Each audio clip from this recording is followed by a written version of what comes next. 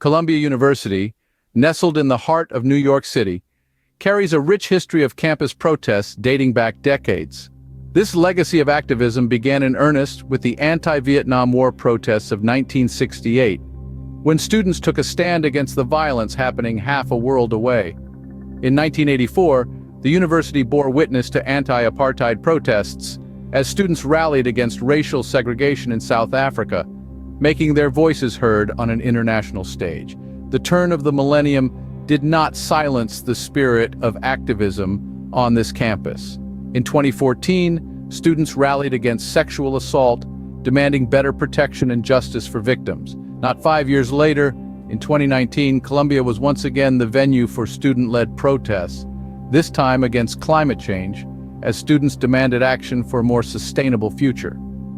More recently, this legacy of campus protests has been punctuated by the latest Israel-Hamas conflict. In November of 2023, about 30 students walked out of a lecture by none other than former Secretary of State Hillary Clinton to join a protest accusing the university of complicity and shaming them for criticizing the Israeli government.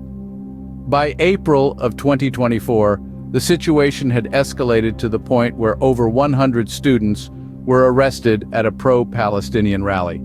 This event sparked a nationwide discussion about anti-Semitism on college campuses, leading to condemnation from the White House and New York City Mayor Eric Adams. Columbia University's history of protests paints a vivid picture of a campus unafraid to challenge the status quo, to question authority and to stand up for what its students believe in.